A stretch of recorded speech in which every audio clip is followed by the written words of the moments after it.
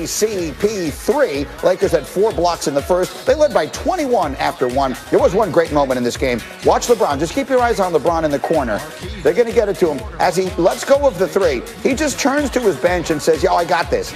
And as we show you this again, he's the only person on the floor not looking as this ball is there. You see his bench is reacting. Just take a look. As he takes the shot, everyone's eyes are on the ball except for LeBron, who never looks, and down it goes. LeBron James scored 26 on the night. I told you Deshaun Watson was there. He was taken in the action. But James Harden was not happy. And afterwards, he said this.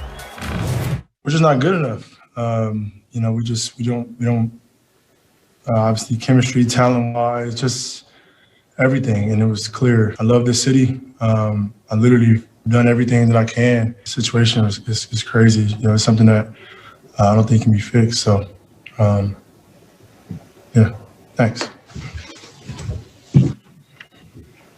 And so that was that. The situation cannot be fixed. Here's Woj, Adrian Wojnarowski, our NBA insider extraordinaire. So what is the reaction around the league to James Harden finally saying out loud what we've sort of known all along he wanted? Well, Greeny, certainly this is an orchestrated attempt, to push Houston to get a trade done sooner than later. And they've been discussing, James Harden, with the organization, with management, with ownership, about continuing to look for a deal for him. And you've seen James Harden, listen, more than what he said in that news conference, I think his play recently has spoke even louder than that. 4 straight games under 20 points. I mean, James Harden can roll out of bed in the morning and give you 30 and 10. He hasn't done that lately. Certainly, there's friction with his new teammates, with some of his new teammates in Houston. It's very clear to them, that his mind is elsewhere right now. And so, listen, I just think for the Rockets organization, they continue to try to find a deal that gets them maximum value for Harden, because you only get one chance to trade a player of this caliber. You've got to get back as much as you can. All right, so we opened today with 2 Houston superstars that are looking to move out of that city. Then the other story in the NBA we're following, of course, is the latest with Kyrie Irving and the video that circulated yesterday of him maskless at a party. He hasn't been with the team at all. This was a statement from the team's general manager, Sean Marks. Quote, "We are aware of a video on social media featuring Kyrie Irving at a family gathering. We are reviewing the circumstances with both Kyrie and the NBA in order to determine compliance with health and safety protocols. Kyrie will have the opportunity to address his absence when he is ready to do so." So I don't even know where to begin with this. Woj, where are we right now with the Nets and with Kyrie and any possibility of return? Well, we'll start here, Greeny, in terms of when he could return. It's not up to Kyrie anymore. It's not up to the Nets. It's going to be up to the NBA. It's out of Kyrie's hands. Him just saying, I'd like to come back and play again, won't work, because as you saw with James Harden, when the league put him in quarantine after it was clear he had been at clubs, places that are not allowed right now under the COVID protocols. I think if this video is determined to be current, and there's no reason to believe it isn't right now, Kyrie Irving is going to have to sit. He's going to lose money if that's the case. And so, listen, this is an organization that is really waiting to hear from Kyrie Irving about when he wants to play again, about why specifically he's away.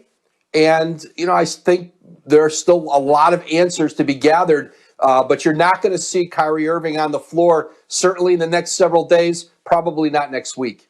Yeah, I think concerning is the operative word here. Woj, stay close. I'm going to come back to you a little bit later because there's a lot more I want to get to, but we're just getting started. Finds out that video that is surfacing could potentially be dangerous for not only his health, but others?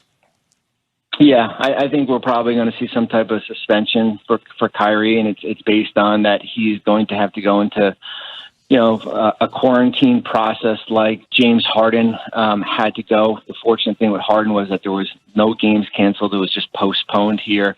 And I think with Kyrie, if the quarantine is 7 days or 10 days, whatever games are missed in there, that he will lose game pay, which is a little bit over $400,000. The optics aren't great. Of course, you have a Nets team playing last night, and he's on a Zoom call. regarding something from a politics standpoint in New York City here. I'm trying to hold off on judgment until Kyrie speaks. I think we probably owe him at least that benefit of the doubt. But yeah, the optics are not great as far as with that video, what happened last night here. But yeah, you're looking at besides time he's missed, he will probably be forced to go into some type of quarantine process where likelihood is that he's going to be out 7 to 10 days. Bobby, you mentioned James Harden a second ago. Last night was the first time that we actually heard something come out of James's mouth alluding to the fact that he does not want to be in Houston, and he's done everything that he could possibly do to try and win there. But as he said, the team is just not very good. With that being said, what do you do as a former executive with a guy like James Harden that does not want to be there? What do you do? Yeah, I'm still holding off. I'm not holding off to the belief that Harden is going to change his mind, that he's going to want to stay there. I think that's long gone here. But I'm still holding off till past February 6th, when these roster restrictions are lifted on most of these players and the trade market really opens up. And I do think you probably do get to a point, if you're Houston, if you reevaluate as far as what your asking price is going to be. Instead of getting 90 cents on a dollar, and maybe you're going to have to get 75 cents on the dollar here. But yeah, I don't think we'll see James Harden in a uniform when the trade deadline is in March 25th here. But I am still trying to play the patience game. But Harden, I think what you're seeing, guys, is that this Laker team, that exposed a lot of things here. They have not played well. He hasn't played well in the last 4 games. His free throw attempts are down, his points are down, his turnovers are up. So it's going to be an interesting thing as far as what it reminds me a lot of. And I went through it in New Jersey with Vince Carter in Toronto, where Vince was not happy, did not play well, and then we got him in a trade in 2004, and he played really well for us. And if that's going to be the case here, but as I said, I'm playing the waiting game unless it's a complete disruption here, and I'm still looking for the best available trade package. March 25th. That seems like a long, long, long way away. But as we mentioned earlier this morning, you got to use all that time, do your due diligence to get the best possible deal you can. Double dip tonight on ESPN, including the Nets and the Knicks to start it out. Bobby, thank you very much. Thanks, guys. All right, Bob. And Jay, on that tip, we should be talking about the Nets and the Knicks. And I know the Knicks have stumbled a little bit lately, but they're playing What is their better. record now? I believe they're a little under 500. I think they're a 5-6 team at this point. They're struggling just a little bit. They were 5-3. We were putting them in the NBA Finals the other day. I told you. It's all right. It's okay. But we should be talking about, kind of a quasi-resurgent Knicks, talking about the Nets, who have great storylines. But Jay, the only storyline around the Nets surrounds one person. It's Kyrie Irving. A couple of things. Number one, Key, you and I have both been to parties. We both hung out. We're gonna be real with the audience. If I had a party and I didn't want people to know that I had a party, with security, you're checking your phone at the front. No pictures allowed. It is mandated once you come into this party. If I do not want to be seen, you will not see me. Kyrie Irving wants to be seen. Don't get that twisted. He was actually on the Manhattan District Attorney's candidates, Zoom call last night. And what he does in the community is incredible. I think it's actually something that is not spoken about enough, about the money he gives back to the community, how he stands up for things like Black Lives Matter and things of that sort. But this is a major slap in the face to the Brooklyn Nets organization, beyond a slap in the face. When your owner doesn't know what's going on, when it hasn't been properly communicated, when your general manager doesn't know what's going on, when it hasn't been properly communicated, when there is potentially a call that you've had with your coach where it's just like, I'm having family issues. You owe that type of communication to an organization that is backing you.